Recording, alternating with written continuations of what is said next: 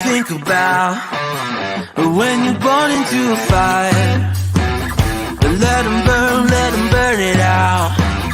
Sell them to the richest buyer. They wanna let the world decay. They tell us lies and fade away, fade away. We feel betrayed.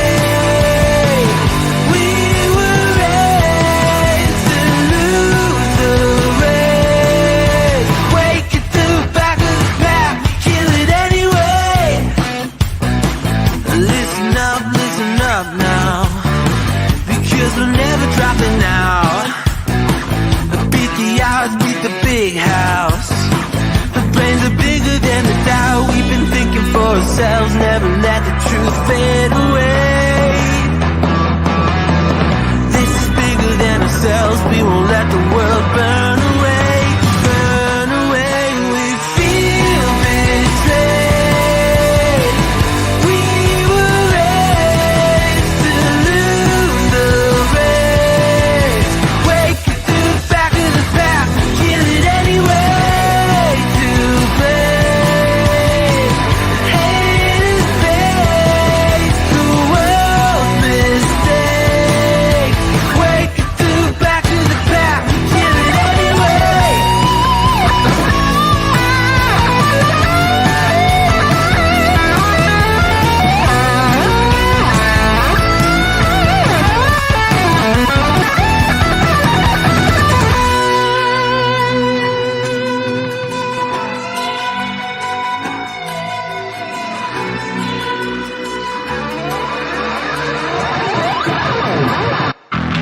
And we feel betrayed. We were raised to lose the race. Wake at the back of the pack, kill it anyway. To blame, haters face the world's mistakes. Wake at the back of the pack, kill it anyway.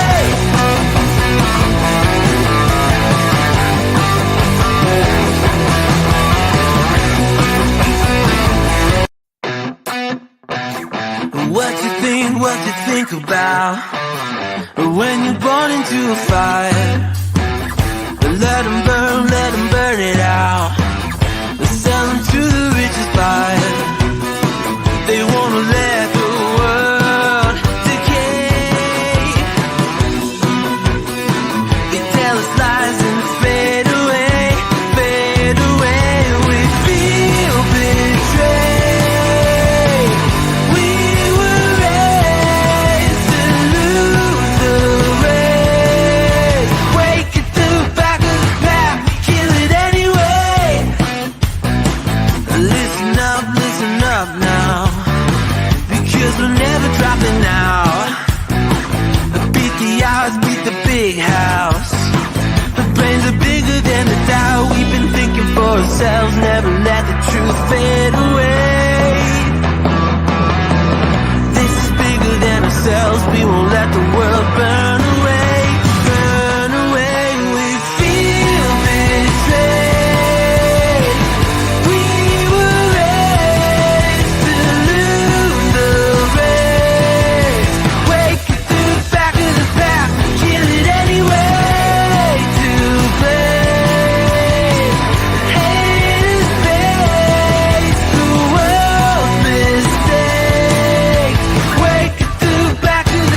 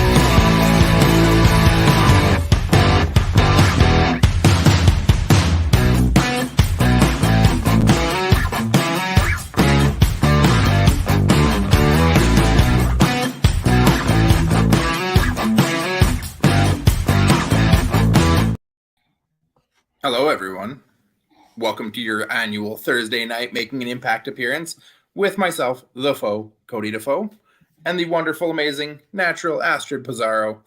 Astrid, how are you doing tonight? Still tired from work, but I'm doing okay. Glad that we're talking about Impact tonight. It was a good show to watch at least, and gave me a little bit of strength that I needed to continue. How are you doing?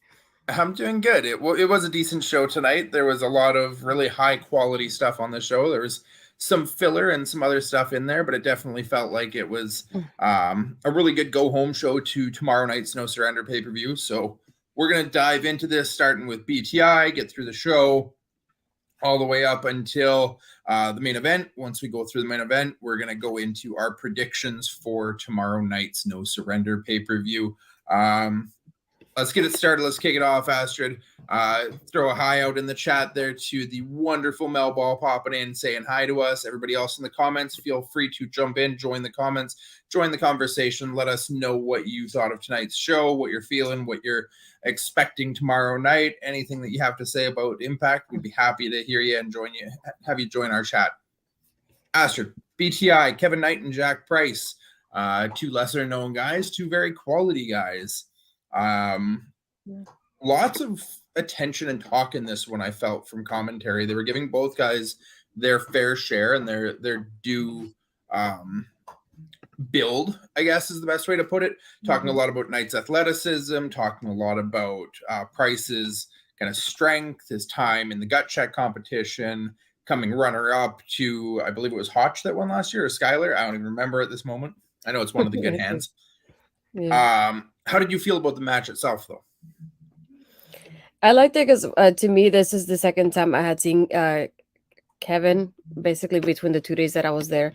So it was nice to that was a good introduction for me watching him, especially now that he was by himself. I like his high flying style was really well done. It was better than I thought it was going to be. I'm not saying it was the first time I seen it, so I didn't know what to expect. So when I saw him, I was like, you're pretty good. I don't mind seeing you again. But no, he was great with this match. So again though with Jack Price, I keep thinking of Jack Pride. Sorry, just it doesn't help my brain, to be honest. But no, I feel like both of them, they had a great showing, and I like how they gave us a lot about Kevin, gave us a lot of introduction towards him, telling us his background. I feel like commentary did a very good job of telling us about him as the match is going on. Yeah, it was a really good match. Really diverse styles match it up really well between the strength and the athleticism between them. Got a really vicious looking German suplex from Price. I think Knight definitely amplified it just because he has such a good vertical, but he flew quite a ways and landed pretty hard. Really cool looking standing frog splash from Knight. Going into the finish, there was the one spot with Price. Looked like he was setting up a fireman's carry, and he tried to drop it into a stunner and ended up dropping it more into a jawbreaker. I don't know if the intent was the jawbreaker, but it definitely looked like he was trying more for a stunner, so it came off a little awkward in there. But ultimately, you get Knight coming back. He slides out of the way of a top rope move and then hits the leaping DDT with the extra high vertical to get the win. I did take note in the end, too, because Tom made a note out of it, that congratulating Knight on his win and also congratulating and recognizing him as a newly graduated Young Lion. I didn't actually realize that Knight was a part of the Young Lion program in Japan, but that's a really cool accomplishment for him. The Young Lion program is never an easy program. It's quite demanding, and anyone who's familiar with New Japan and familiar with the way that their dojo system works knows that it's quite hard to get through and get a graduate out of that.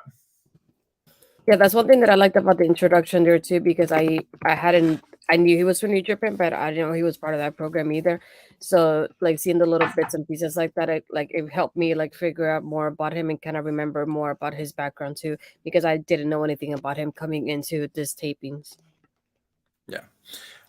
We jump into the main show. We get a little bit of a recap of a couple things from last week, and then we get into the opening match of the main show tonight. Speedball Mike Bailey and Jonathan Gresham versus the Motor City Machine Guns, as was set up by the Director of Authority, Santino Marella, and the Deputy Dictator of Authority, Dango. Amazing. This one again, a great combination of styles, and I really like they really played to the story extremely well. It's a common story. It's not unusual and unheard of to have the two opponents working as a team against an actual formed team. All four members of this match are just such accomplished and talented athletes and performers, though.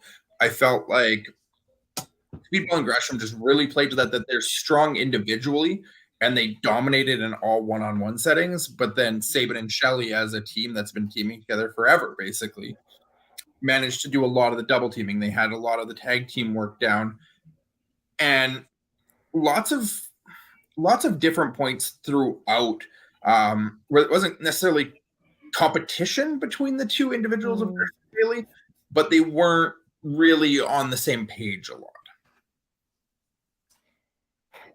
I don't want to describe it this way, but I guess the best way I can is like kind of like one-upping each other in a way, as like in a sense during the match, and kind of like showing off was like, if you can do it, I can do it better. Hello, Barry. Can't have an impact show without you here. So it just felt like kind of one of those of like, if you can do it, I can show you that I can do it better kind of situation in that aspect of it between both of them. I enjoyed watching them together, though. I feel like even as a tag team, even though this is the only time we've seen them like this, and I don't think we'll see this against a tag team, but it was interesting to see them together. I wish we could see them together as a tag team, though, because I feel like they could easily build off of each other and do great. But no, it's like this was like a great high flying match. I love that they have like those parts of like miscommunication going into this, because it adds a little bit more to the part of their match as well. And having the end of like, we have Sabin and Shelly, like you said, that been teaming up for so long that they know how to work out the system when it comes to being a tag team here. So if you notice, it's like even towards the end, Shelly's holding out Speedball because he doesn't want him to help out Gresham at the end. But it's just like those little things that add a little bit more to what's going on to their story. And yeah, I think it was an interesting choice to have them team up as well. But yeah, I enjoyed it though. Yeah, and again, the miscommunication stuff I had noted, when Alex Shelley was in the figure four with Gresham, but Bailey realized he was the legal man, not Gresham, so he slides in the ring and tells Gresham to come make the tag. Just little things like that, where it's, I'm the legal, let me tag you in so that you can go back into this and actually make him submit. There was the one team spot there where while Gresham had him in the figure four, and Bailey comes in and does the backflip knees, which was a pretty awesome spot. And then immediately afterwards, though, Sabin comes in and powerbombs Bailey onto Gresham to break the hold. And then we went into kind of a sequence leading up to the finish with multiple different near misses of Bailey almost hitting Gresham, Gresham almost hitting Bailey, and then ultimately Bailey does actually hit Gresham. Sabin takes out Bailey, and they go into the finish to get the win. Lots of just little things like that. Both, like, each of them as individuals had the match in hand, but trying to work as a team when they didn't have that cohesion between them is ultimately what ended up costing them the match. And so without really creating a ton of animosity, it still sets up what's going to be an excellent match between the two of them, because it's really made them each look strong in their own way. And for a countdown match going, like, leading into the pay-per-view, this is an excellent way to get that crowd amped up right off the bat in Vegas. Putting Gresham and Bailey as people are loading into that building is going to get everybody hot right off the bat for what should be an amazing show. Next, we got a Rich Swann, Josh Alexander package. Pretty standard build to the match, talking about Rich Swann winning the championship, losing it to Omega, never really getting back to the mountaintop. Josh kind of recognizing that and recognizing that Rich, is very talented, and how when he became champion, he realized that a target was always going to be on his back. And when he needed someone, Rich Swann was the one who was there and had his back. Just a pretty standard basic package. I don't think there's too much more out of it than that, unless you have something, Astrid. No, I just thought like, even when we think of this as like Josh is winning, but I feel like it was a great way to highlight this backstory with Rich Swann, even though he did win this 6-shooter challenge.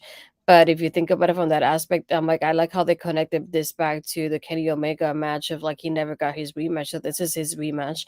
So I like that part of it. Like, even sometime months later, they still connected this back to that, even when the match was not related to that whatsoever.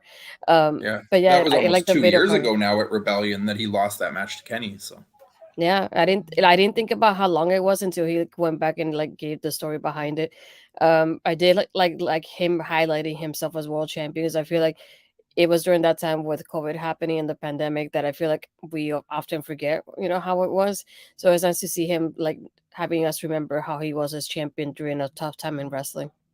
yeah, I mean, he almost had that Drew McIntyre story of WWE as the champion that got to carry a company through the pandemic with no audience there to cheer him on or recognize the accomplishment of him. That we're kind of at a point now where I think the crowd almost wants to get behind him, but nobody wants to turn against Josh, and it's going to be interesting to see where the crowd falls tomorrow night.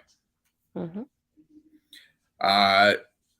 Next, we got a quick recap of the Deonna Purrazzo and Giselle Shaw segment from last week's BTI, with Giselle trying to throw chili in her face, throwing it in Jay Vidal's face instead.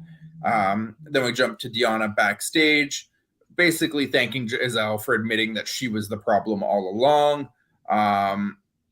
And the only other piece of it that I really picked up was the end line where she says, "You'll find out tomorrow that the sweetest revenge isn't a hot bowl of chili, it's a broken arm." The other thing for me, I don't want to say that it bothers me, but it kind of does bother me. I know that we had the backstory of Vexed in here with Deonna and Giselle, but other than that, it just feels like there's nothing really here for this, this whole feud. And I feel like this could have happened a little bit earlier. So it feels like at this point it's kind of late to have them going against each other.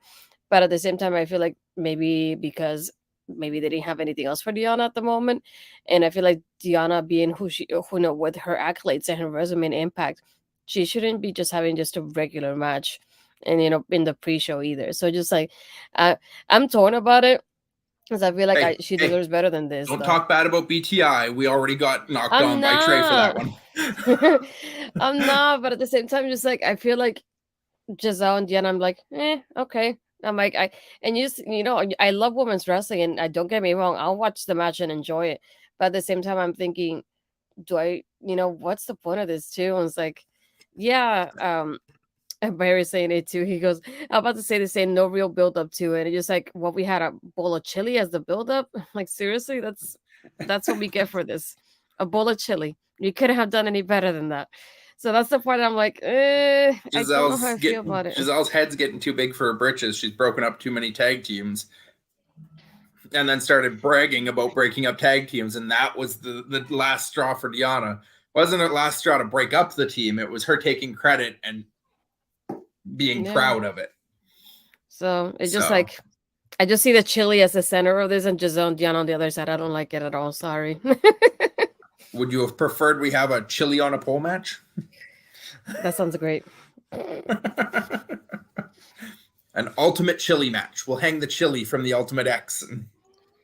Oh no. Oh gosh. Moving on. We have our first of the Beat the Clock matches for the night. I don't want to spend any more time talking about this match than the length of the match itself was. So Jason Hotch was Tommy Dreamer's opponent. John Schuyler came out with a microphone saying something. Who cares? Dreamer won in 1 minute and 15 seconds. Sucks for Hotch. I wish the band well. I wish he got a better rep than this, but yeah, it's a Dreamer match. Sorry, Hotch. For me, I was like, do I want to see Dreamer have a match that's longer than 1 minute? But I also feel bad of Hotch losing in 1 minute. You know what I mean? And then I feel like us in the crowd were like, it's over? That's it. Really? I was like, and like I said, it's like for us, they didn't tell us what their stakes were for this. And seeing this match being only like 1 minute and 20 seconds, I think, or 15 seconds. And just like, okay, what's the stakes for this? And then we didn't know anything about it until now when we watched it last week. I'm like, 1 minute match for this? To talk first, I busted open. How amazing. What an amazing, great prize that is. No, sorry. And at the end of the match, they announced that later in the night, Bully Ray will try and beat that minute and 15 by facing Bhupinder Gujjar. Very. I went to the toilet at the start of this match, and I'm glad it was over before I returned. I mean, it might have been over before I even got to the toilet, Barry. True. Moving on. We have a package that's put together from the Joe Hendry meet and greet. And if you paid extra close attention in that meet and greet, we had a wonderful cameo from the one and only Natural beside me. That was the highlight of that package for me. It was Joe Hendry. As much as I love Joe, it was a pretty standard package, just hyping up that he's going to beat Matt Cardona in the combat match tomorrow night. We already knew that. I believe in Joe Hendry. You believe in Joe Hendry. Matt Cardona will always be Edge's bitch. So, but it's Moose though. It's not even Matt Cardona. I think this was funny because, like I said, I told you off screen, I wouldn't have noticed this because you mentioned it because I was not being paying attention. I was thinking just a Joe Hendry video package, I can just listen to it. Until you told me that I was on, and I was like, oh, I'm there for a split second. But no, this was fun because this was during the meet and greet they had, and I had the camera like near me, and they asked me like, he's like, "Whoa, who's the reason why you came?" And like me being who I am, excited to be there, I blanked out and I said Mickey James, and Joe Hendry just stared at me, and I was like, "Oh, you're in character. Actually, you're the reason why I'm here." Hi. So, yeah. So I think that's why they caught it off actually, because I was caught like blank stare at him, like, "Oh, never mind, it's you." Actually, I mean, you got to stand there holding the digital media championship, so. Yeah, so I definitely took a picture with him, and as we were taking the picture, they were filming us for that. So I figured they would probably show it later, but I didn't know it was gonna be part of the show. So it was pretty cool, like be on Twitter now and seeing the clip of it, and even going back and to the like show itself on YouTube, and you're able to see myself for that split second with my awesome Backbreaker Media shirt that I love. So there you go, Backbreaker Media representing you guys. Backbreaker Media on Impact Wrestling. If you're not already, follow Backbreaker Media on YouTube for the replays of Making an Impact every Monday. Ah, there you go.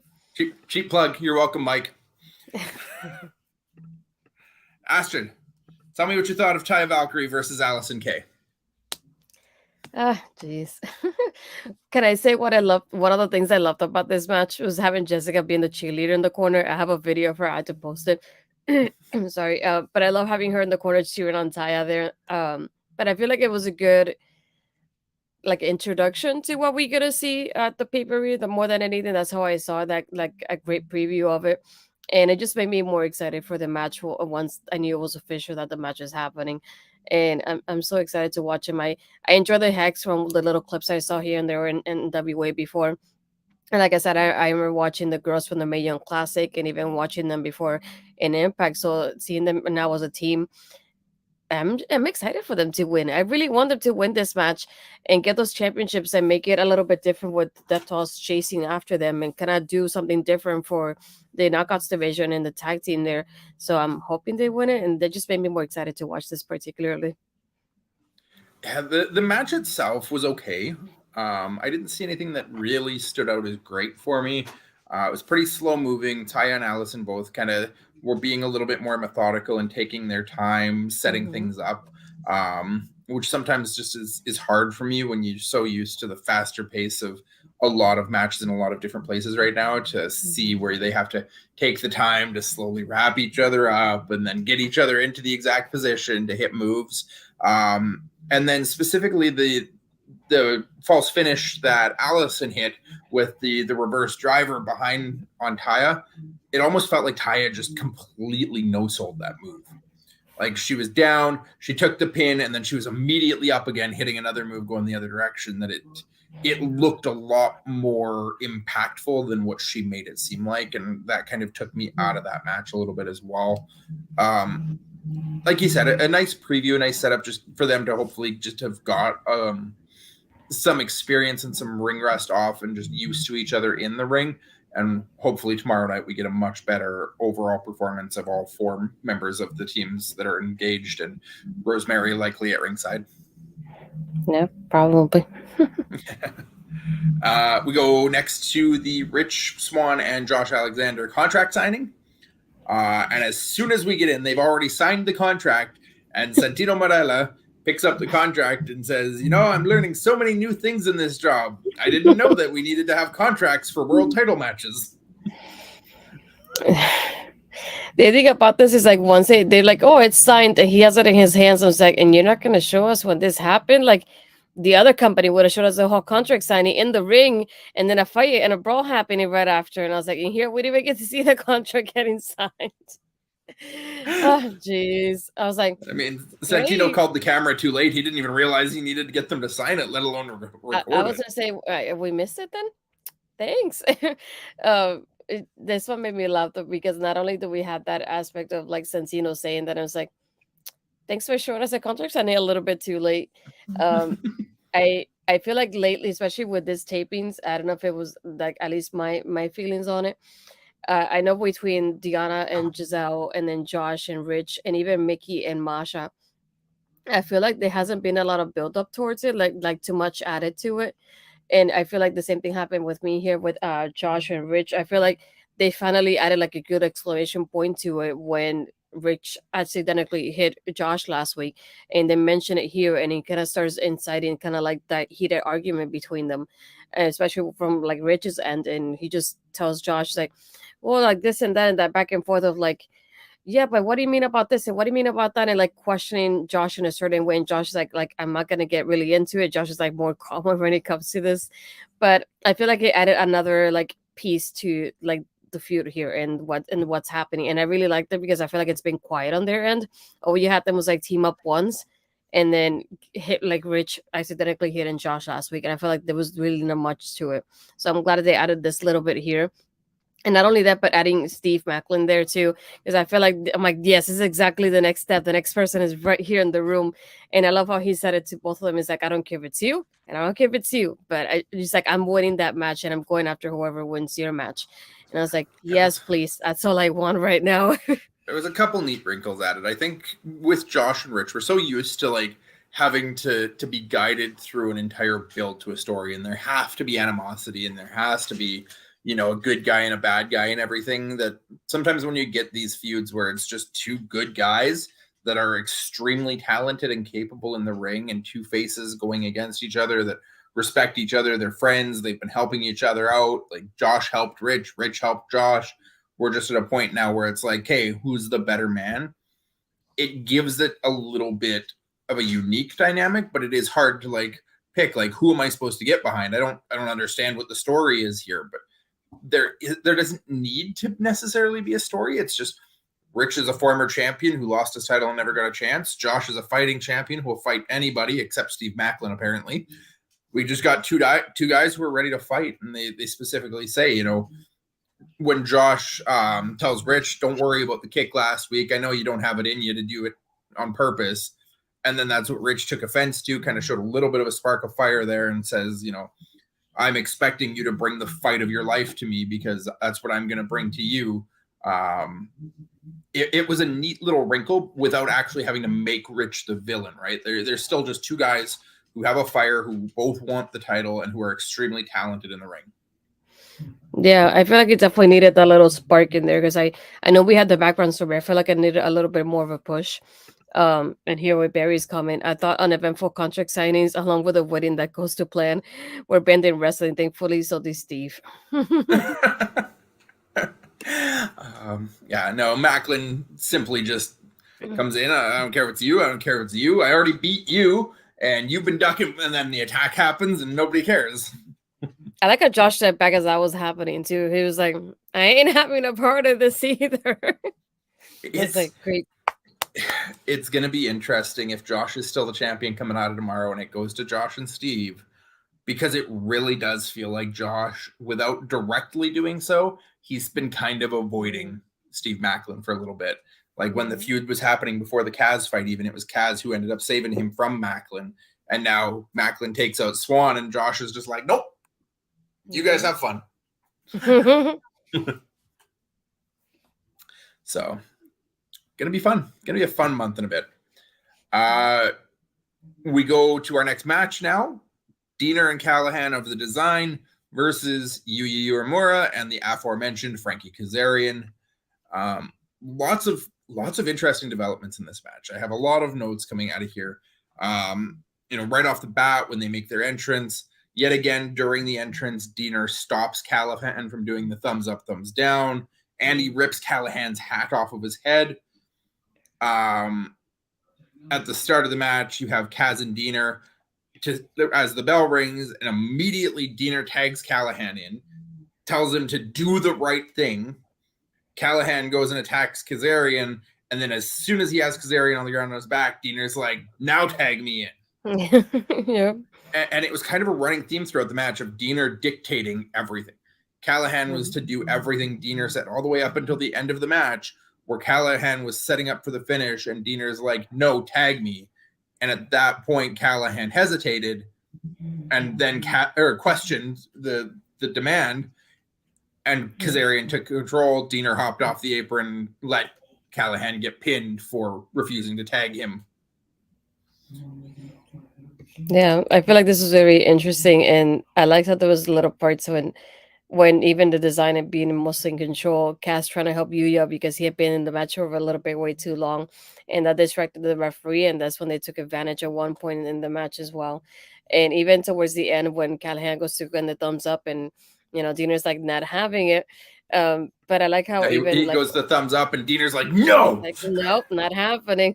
But I like how, like you said, it's just a theme that happens from the beginning to the end of the match. And he's like, it's kind of those things of like any part of your identity, I don't want you to have to show off during this match or during your entrance or anything like that. And even later on when they're backstage, you kind of understand what's going on because he tells him, more than anything, I was looking for your loyalty. Whenever I asked for you to do something, for you to do it for us. And it's like the moment that he asked for the big one, he failed at it. But I like that aspect of like Diener's like, I'm in control and I'm calling the shots no matter what happens in here because I'm the leader of the group. And I you can see that happening through this whole match. Other than that, I feel like for Khan and Cass, it's one of those matches that I keep forgetting that it's on the card because of they don't talk about it as often. But I'm sure it'll be like a great match once you watch it because I love Cass as it is.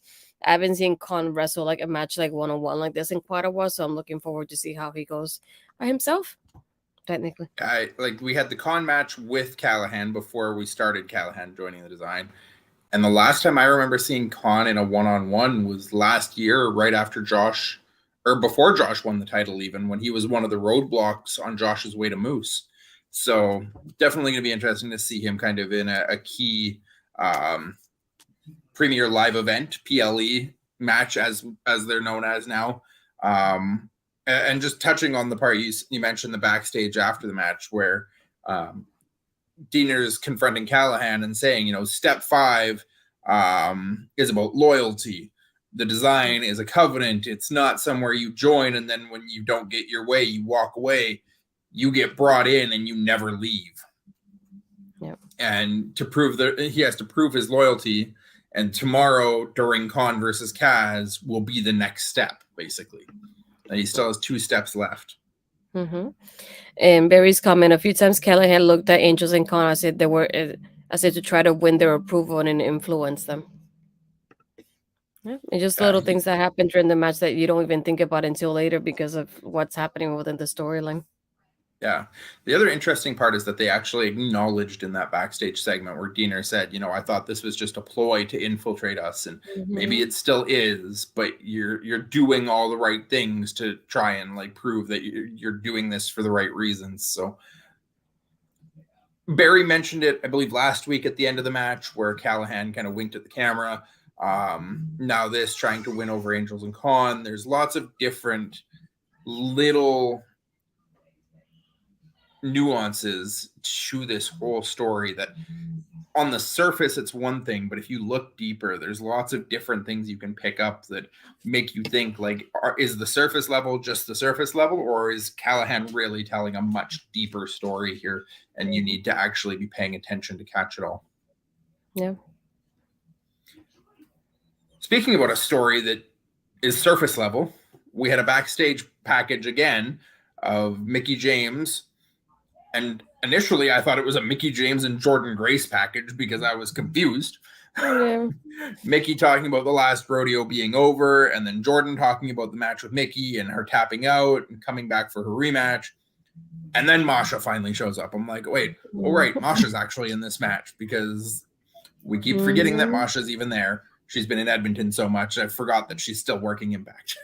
It's like I forgot his Masha was Mickey having, not Masha. I mean, not Mickey and Jordan. As we keep getting the glance up, and it's like, and like Ed is the one that made me realize this too, because we were talking about Impact, because I keep thinking, okay, we had this part of like Mickey with Tommy Dreamer, Mickey with Bully Ray, Mickey with the Good Hands, and we had very little glimpses of her and Masha. I know Masha attacked her from behind and had her in the stone flower, but I feel like they have barely interacted with each other since this started.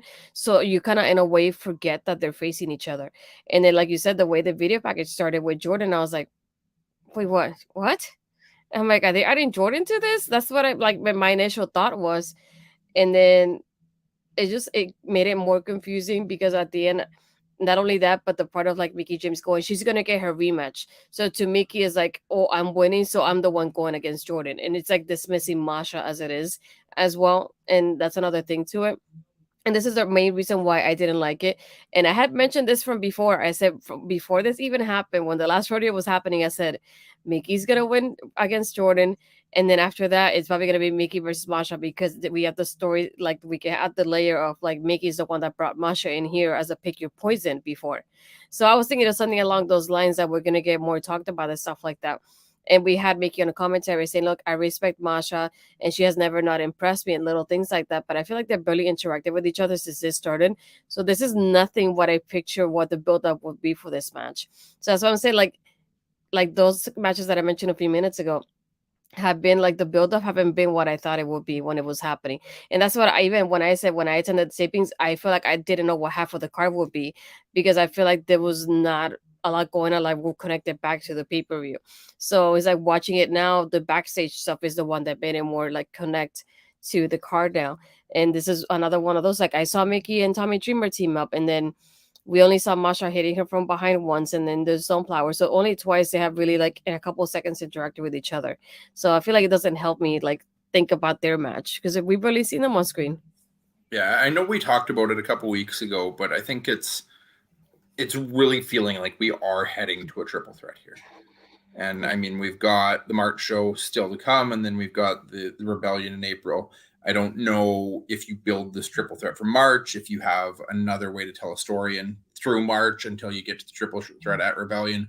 It just feels like the fact that Jordan has been present in this Masha story for this long, and Jordan having beaten Masha twice already, if we're going to get to a point where Masha is winning, it's got to be in a place where Mickey wins, but as long as, or where Mickey's the one taking the pin, but as long as Jordan has that rematch, if Masha just beats Mickey clean, Jordan and Masha then is part 3 with Jordan already having 2 wins, and it doesn't feel like that would be the right way to go with this, where it makes more sense that you'd have Masha, Mickey, and Jordan in a triple threat where they beat the holy hell out of each other, and Masha ends up walking away as champion, and Jordan has to kind of take a step to the back of the line and work her way back again.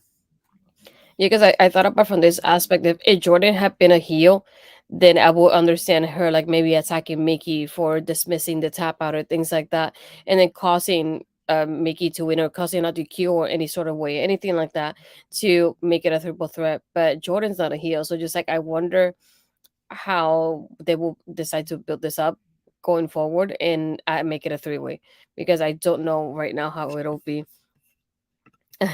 Buried here. The biggest build-up for anything and no surrender seems like the busted up in nonsense. I would agree with you, Barry, if we hadn't got Joe Hendry and Matt Cardona. Okay.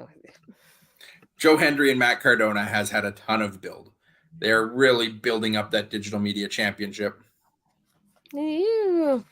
Thank you for stopping by. We got the other beat the clock match next. My notes right off the bat, before they had even entered the ring, while Bully Ray was on his way out, was poor Kucher. Not a great position for him. Yeah. But at least he got an entrance, which is something. Well, it lasted longer than the match. Probably. Am I lying down, here? Bell rings.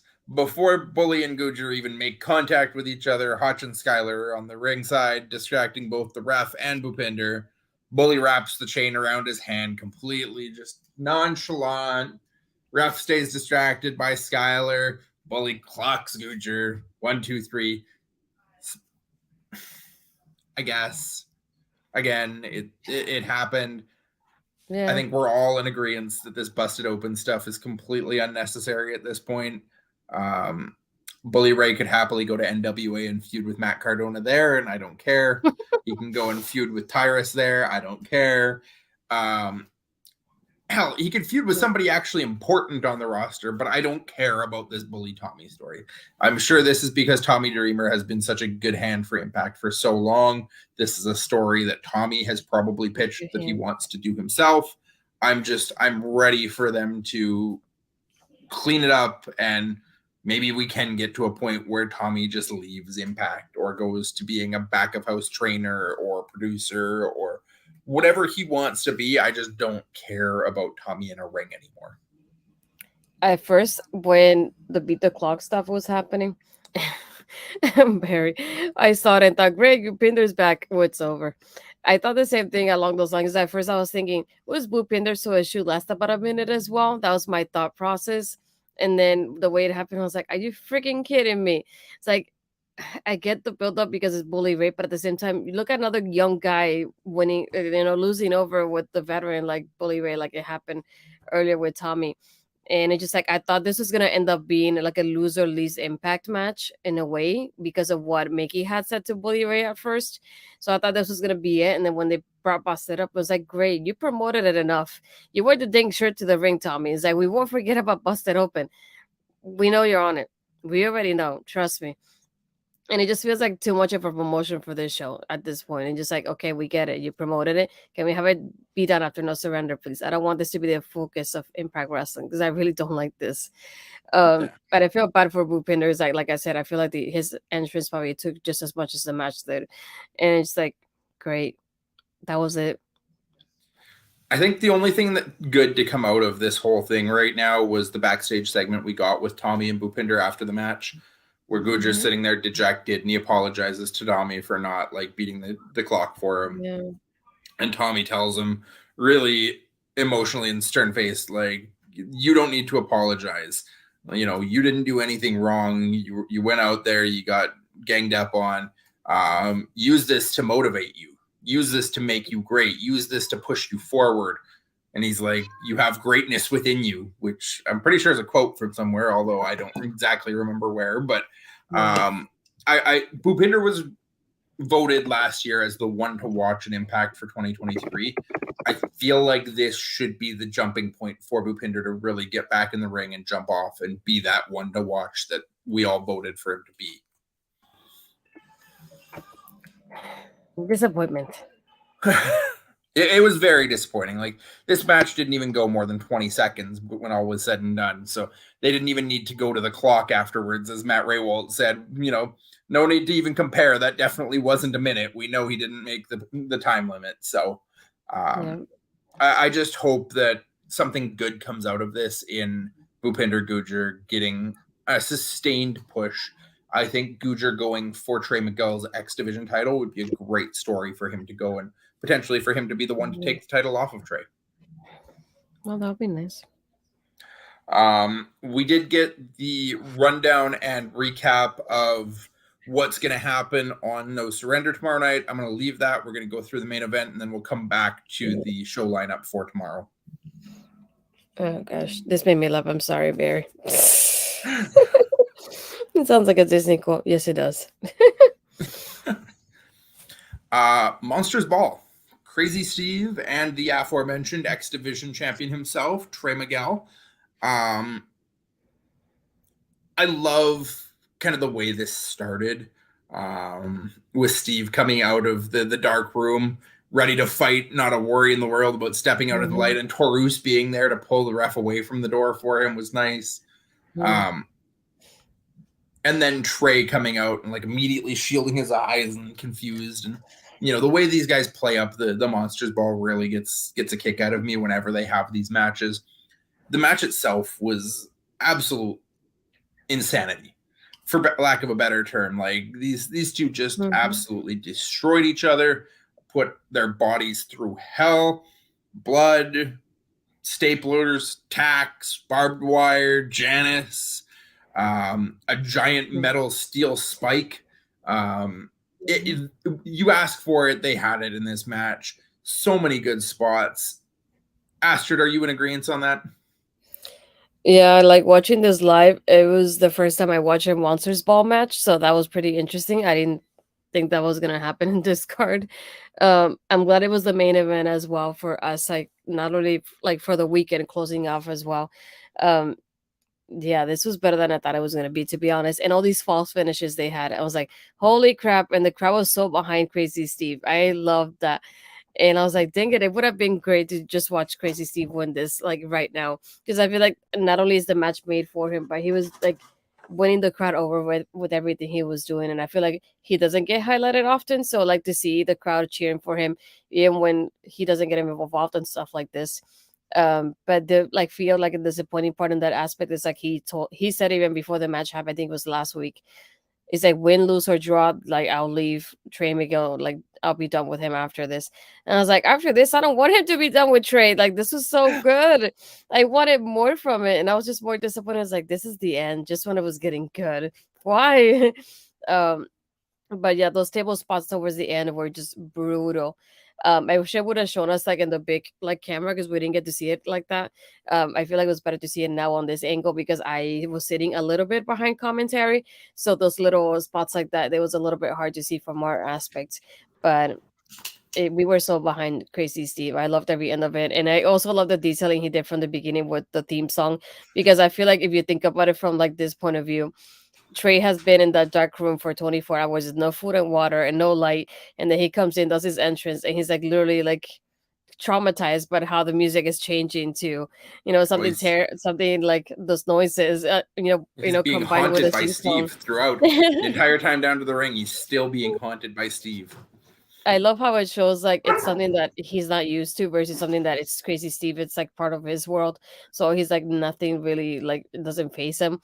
But with Trey, everything has been through those past 24 hours. And then the change of the entrance, it's just like for him, he's definitely not in the right state of mind to be in this match. But he still ends up winning it even through what's happening. But Yeah. I really loved it. Seeing Trey in this like kind of light. So just amazing. Plus, it's nice to see you talking so nicely about your favorite wrestler in the world. Honestly, the big thing that kind of gave me a pop in this match was the callbacks to Abyss. Steve hitting the black hole slam onto the thumbtacks. And then when he pulled Janice out from under the ring, immediately I was like, oh boy. Because I watched early 2000s Impact with Abyss in all of the Monsters Ball matches and all of those big matches that he was a part of back then.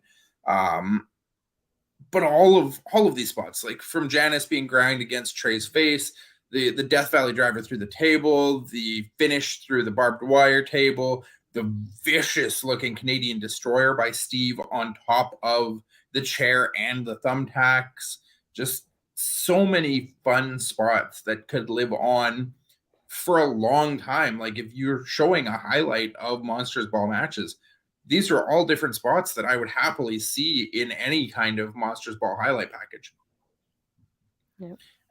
And that black hole, before we get to Barry's comment, that black hole slam and Trey's outfit, the way his shirt was cut on the back when they finally showed that shot where he just had thumbtacks all across the mid back, I was like, one of those things that just kind of makes you cringe in the moment, like feeling that pain and empathy for him. Like, that can't be comfortable. And Barry's comment, what the hell was Trey wearing? I kept thinking Fame or an 80s fitness video.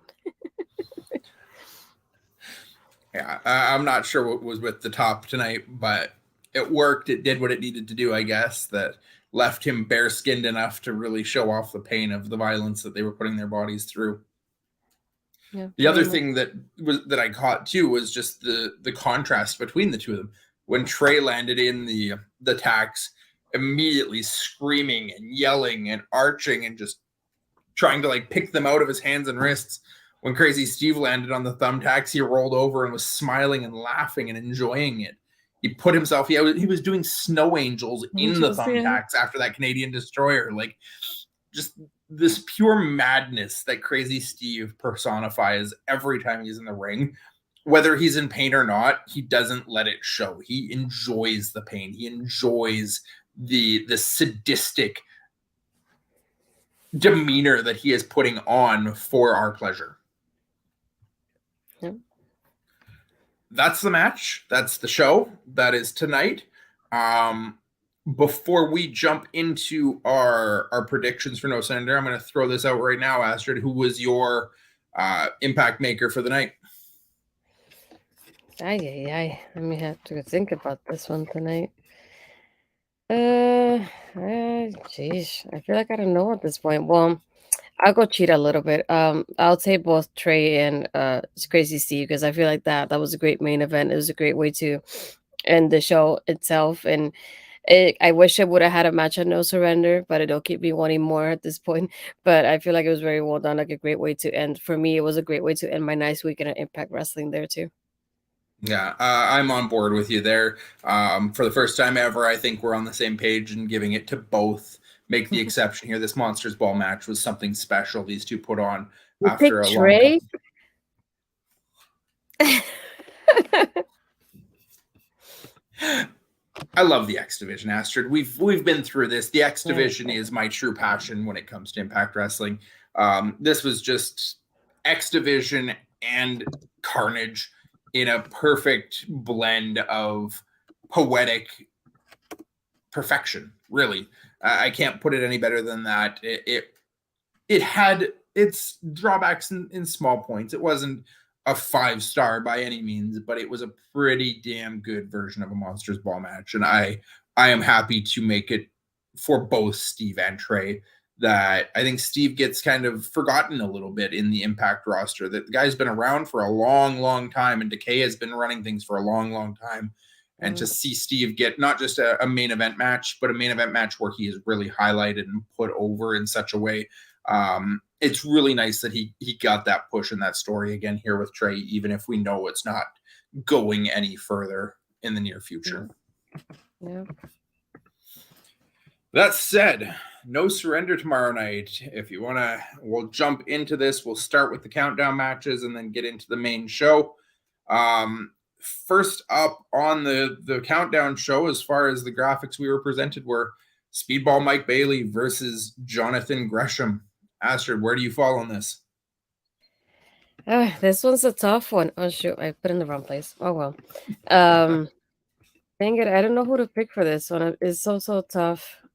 I love both of them, but I feel like at least Speedball has been getting highlighted more. So I feel like it probably goes to him, but at the same time, I just want Gresham to win because I feel like we haven't had him have like a big win, and I think this will be like a good one for him to win. But just to be me, I'll just pick Speedball.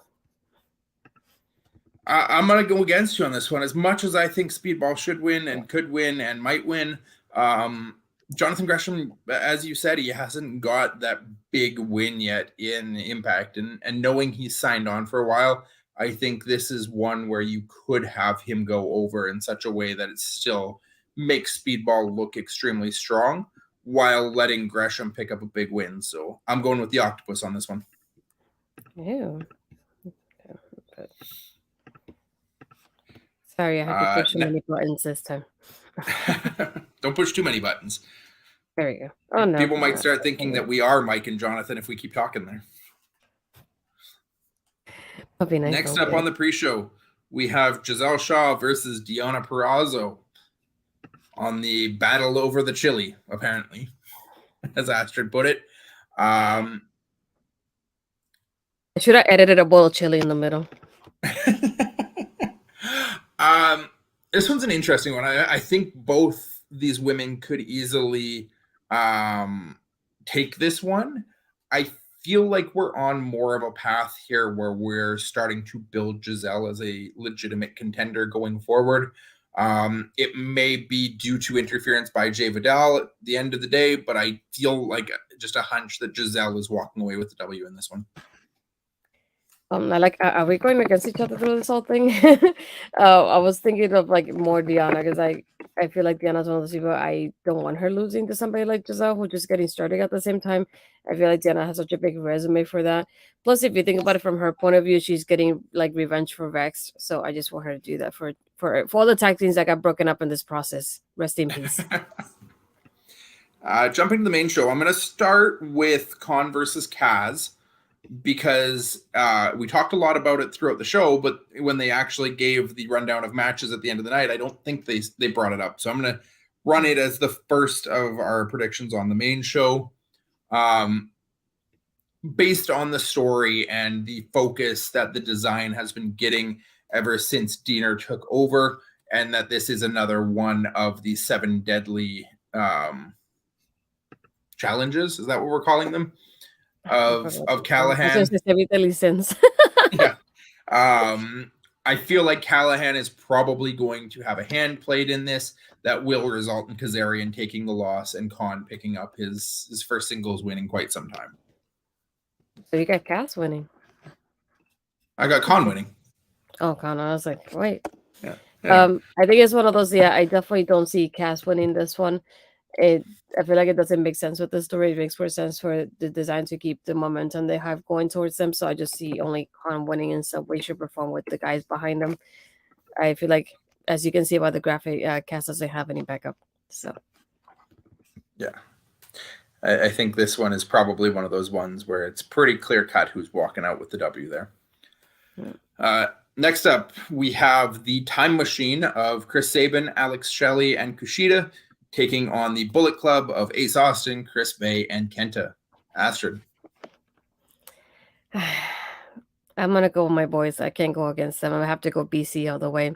So, yeah, I feel like Ace and Bay have been doing a great job teaming together. It'll be incredible to have Kenta here in an Impact pay-per-view, especially with this build-up. Like, he hasn't even been on, like, a part of the build-up whatsoever.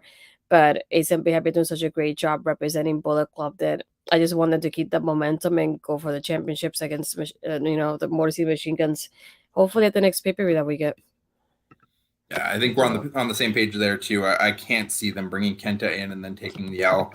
I think this probably sets up that we're going to get the Motor City Machine Guns versus Ace and Bay sooner rather than later, potentially because of Kenta's kind of hand played in this one as well. Mm-hmm. We have the Knockouts Tag Team Championships up next. The Death Dolls of what appears to be Taya and Jessica with Rosemary in their corner, taking on Marty Bell and Allysin Kay. This one's an interesting one for me because we do have kind of those little teases still from Father James Mitchell regarding Havoc, that something may play a part in there. I think this is the opportunity, though, that they pull the trigger and that the Hex ends up taking these titles off of the Death Dolls. I feel like you're on the same page, Astrid. Oh yes, yeah, I having the Hex in here. I was super excited when they came on during these tapings. It's something that I was not. It didn't cross my mind of this happening. So it was interesting when I saw them come in. I was like, I automatically thought, just take those titles, please. That there was nothing else like that when I crossed my mind when I saw them. But like you said, we have that aspect of like Havoc being there, so you never know if she, turns during this match and what happens afterwards between her and basically the other, I would say the other half, I guess, of the Death Dolls in that aspect. So I think that will be interesting going forward. So I would prefer the Hex winning this. Yeah. We have the number 1 contenders match, the Fatal 4-Way, with Steve Macklin versus Brian Myers versus Heath versus PCO. Set up by all of the qualifying matches over the last couple weeks. I think we all kind of feel like this one is as clear cut as it gets. I can't see anybody else coming out of this to challenge Josh Alexander, although I feel like I almost would prefer if Steve Macklin is delayed one more time to have the big moment in April as opposed to March. But PCO, I think, is going to get attacked by Eddie. Heath and Brian probably cancel each other out. And Macklin just makes the most sense here. I can't pick against Steve Macklin in this match. Can I point out how we have one side of the graphic with like only like small names and the other side with first and last names? Yeah, I cannot see that. Um, yeah, I feel like the same thing as we had that moment of like PCO cost Eddie his match. So I feel like Eddie could just pay him back in that aspect of like, I'm gonna cost you this match because the title match is on the line. We can have Heath, like you said, with Brian and just like have that moment of like they're going against each other and Macklin just takes the win. Um, I feel like they're the only person that I see winning this is Steve Macklin. I did like the aspect of like during this all these qualifier matches, the people that were part of it were different people that were in the six shooter match. I feel like they were giving a different opportunity to these people, and I really like that because something that I didn't think about like one after the other. So I'm glad it was somebody like I never thought about. Like I never thought Brian Myers would be in this match, or even like Heath. Um, but it's interesting seeing them there. I know they're gonna have a great match, so I think it'll be interesting seeing all their storylines kind of be like one on top of the other one right there on this match is happening, and hopefully have Steve win. I don't know if they mentioned when they get the title match when they win it, so I think that will be interesting because I feel like they could easily perhaps maybe skip one pay per view and go after the other one. Maybe I don't know, but I feel like Steve is the only choice I have for this one, to be honest. Yeah, we're on the same page there. We have the Digital Media Championship. Astrid's bestie holding her title on her shoulder. 252 pounds of pure motivation, Joe Hendry, versus the wrestling god, the scumbag, Moose. Rematch of the last pay-per-view where we did have Moose potentially pick up the victory before Santino Marella came out and restarted the match and allowed Joe Hendry to hit the standing ovation to retain the title. Are we in a position, Astrid, where we could see Moose pick up that victory and actually take the title here? Or do you see Joe Hendry taking the win? No, I missed seeing his name the first time around, so I'm just taking Joe Henry. I'm not saying anybody else's name. Thank you very much. Thank you for coming to my tech talk. Appreciate it. I have one thing to say about this match. I believe in Joe Hendry. That's it. That's all I got to say. Knockouts title match. Actually, before we jump to the Knockouts title, let's go to Barry. Myers and Heath, he can see being involved in the digital title picture soon. I think Myers already was in it. Joe won the title from Myers in the first place. Heath is somebody that I think I could see falling back there once he's out of the main title picture and once the Moose and Cardona and Myers stuff is all wrapped up. Yep. Now we get to it. Mickey and Masha for the Knockouts World Championship. We talked about this at length when we talked about the package that was put together today, that there hasn't been a ton of build for this match. I am leaning at this point. I am going to say Masha wins this match by DQ. I am going to say something happens where Mickey ends up getting disqualified, whether it's Jordan attacking Masha, whether it's Masha trying to do something and the ref gets something out of the situation. I'm going to say Masha wins this to stay in the title picture and get a win over Mickey without actually taking the title from Mickey. Thank you. That's what I was thinking too. I was thinking some kind of DQ. I don't know how I will put the DQ in this match is the only thing I'm thinking about. But I definitely have like kind of Masha winning with that DQ, like you said, to build out towards that three-way that we're expecting sometime soon. And going to Barry here. I hope Masha wins, but I think Mickey will win it. Yeah, I did see that DQ aspect. I feel like there's so many possibilities, though. I don't know how that DQ would happen, but it's the only thing that makes sense to me to have Jordan come in here after the video package that we got tonight as well. Yeah. We'll put up the Busted Open graphic, Astrid, because we do have the Busted Open live segment with Bully and Tommy and Dave LaGreca. I want to ask you, Astrid, do you have any bold prediction of what is going to come from this? What is the reason for this? Where do we go out of this Busted Open live? I feel like the only thing that I could see coming something out of this, perhaps it could be like they end up in an argument. They're like, you leave Impact, and like, you leave Impact. And then they'll probably say, we're going to have each other. I don't know if it's at the next pay-per-view or maybe at the next Impact taping. It's probably a pay-per-view though. And just say, the loser leaves Impact Wrestling kind of thing. Because I feel like they both kind of mentioned it last week when they were discussing it with Santino. So that's why I thought this was going to be like the stakes more than anything for the Beat the Clock. But like not only that, but Mickey kind of told Bully Ray, "I want you off." She's like, "I told you first to get off my ring, but now I want you to get out of Impact Wrestling." So I feel like it's been brought up at least twice since this has started, and I feel like it's the only thing that makes sense to kind of end this and wrap it up in that way, so that way we don't get to see this in any way, shape, or form whatsoever. Please, I feel like I'm already like I'm so done with it. I feel like the card is great, but I feel like I don't want a mic segment during this whole paper because when I'm doing a paper, I want just wrestling.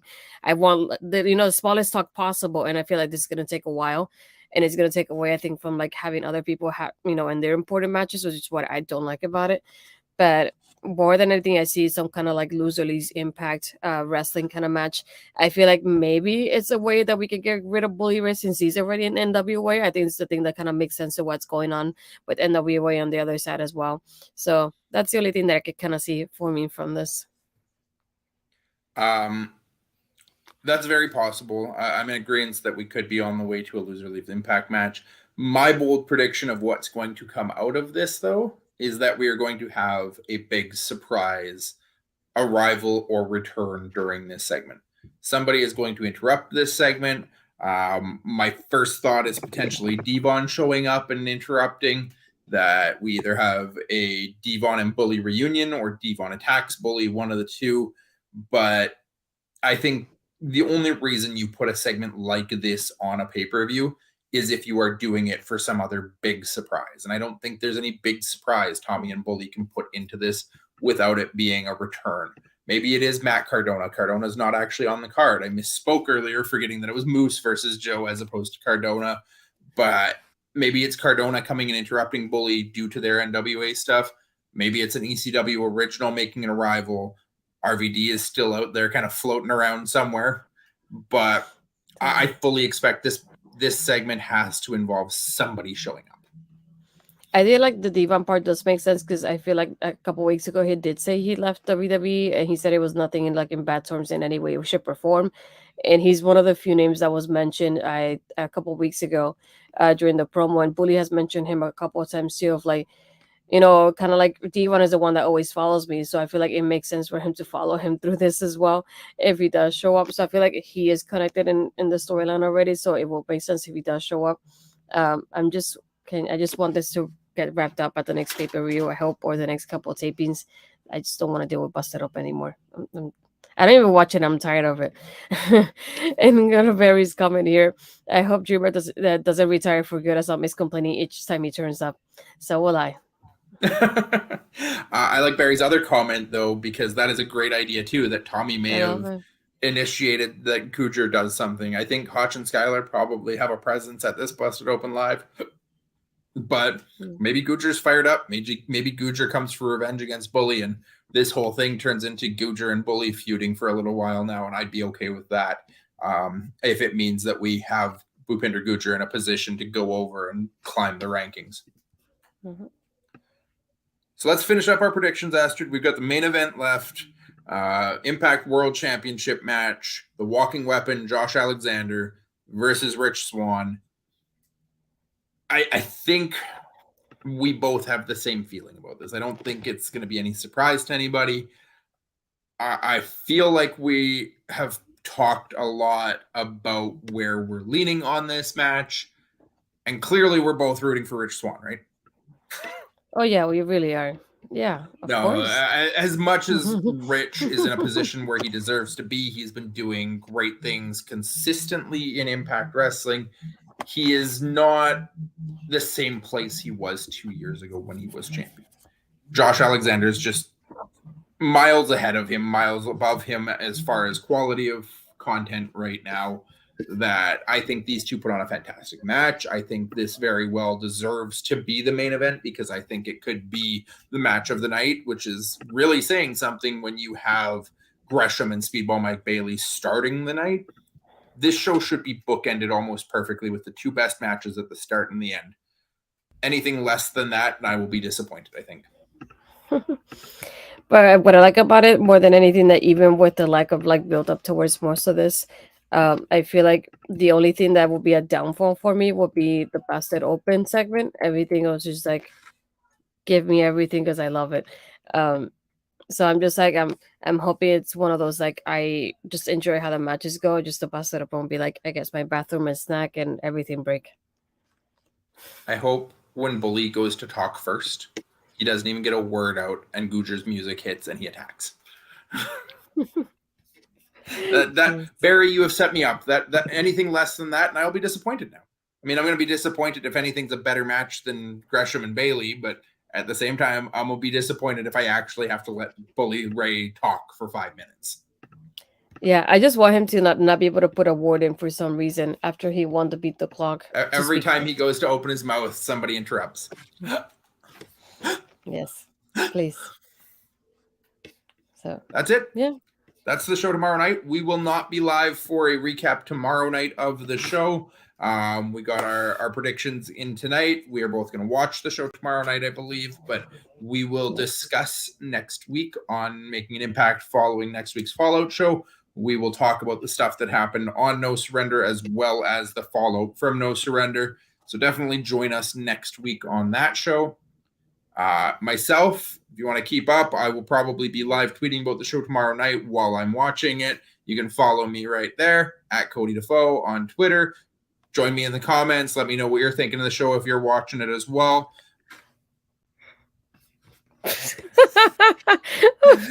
That threw me off my whole mic. I'm done. That's it. That's all I had to say. Johnny Swinger will turn up as Rosemary's father, and then I will turn off the TV. Astrid, where can our friends find you? I feel like I can't think right now.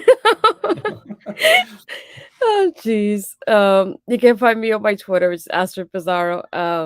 I do have an interview coming up on my channel. I think it's on Sunday if I scheduled it correctly. Sunday 5 p.m. Eastern with Ashley Vega. We talk a lot about Joe Henry actually, about her like training with him and his words of advice for her, which I thought was really like nice. Once I knew about their connection, I had to bring it up during the interview. And her dream match against Mickey James, right? Which I hope gets she gets it sometime soon, because I think that would be amazing to see.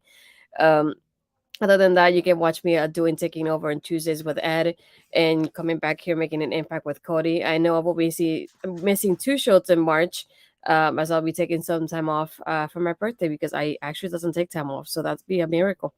But yeah, I know Cody will have our good friend Ed be here as my backup, and I trust like they will carry the show like I usually do. I hope. No, but I know it'll be a different vibe, but it'll be fun at the same time having Ed in here complaining about Impact. I'll just throw old Ed on my back and carry him through. But no, I know they'll be doing great together. So I have faith in both of them that they'll be having the show here, like we usually do. But yeah, other than that, you can watch us again, like we mentioned earlier, in Backbreaker Media. And I have my NXT review going up on Women's Wrestling Talk. So it'll be, and that's from when I barely had any wrestling matches to write about this week. So we'll see how that goes. I did want to mention that to subscribe and follow our local establishments on their YouTube, as we have a lot of great content there. I know my good friend Bobby and I will be talking about horror movies pretty soon, and having a show there. So I think that would be interesting to talk about, because I always talk about wrestling and not anything else. So yeah, if anything, like I mentioned, we also have people like Andre and Melba who do amazing coverage of New Japan and start up on their YouTube channel as well. So it's always nice to see what they do. And yeah, just like if you can subscribe to our local establishment, I was gonna say Busted Open, great impact. No, to our local establishments, they have great content through the whole week. From everything with Turnbuckle Talk all the way to what they had tonight with the Video Brothers. I was blanking out things, Barry. I keep thinking of your comment now here. Taking time off for Impact, shameful. Not of Impact, just taking time off. I'm taking a whole week off for my birthday. So I'm taking a week off from everything that I do the whole week. So not just this. Yeah, so I figured we'll make some kind of, I don't want to say prank, but something similar to it. I'm definitely going to be rating a good friend Rick Jules, because he keeps forgetting to join us in the show, and maybe this will remind him sometimes. Our friend Rick Jules was supposed to join us for this prediction show tonight, but instead he decided to go live on his own channel. So we're going to drop in and remind him that he was supposed to be on our show tonight. Yeah, exactly. And they'll keep it between the Backbreaker Media family as well. So yeah, we just want to thank everybody for being in the show with us tonight. Talk about Impact. We're really looking forward to No Surrender tomorrow. And like we said, we're not going to be live, but we'll be live tweeting it. So you're definitely on Twitter. You can let us know your thoughts as the matches are happening, and the next week you can hear our official thoughts on the show as well. Do you have anything else you want to say before we remind Rick about not being here tonight? That is it. Thank you very much, Barry, for always being there with us in the comments. Mel for dropping in. Everybody else, if you're watching, if you've joined us, if you're lurking, we're happy to have you in the show. Always appreciate the viewers in the comments and people joining our conversation. We hope to see you in here again next week. Yep. Well, see you next week.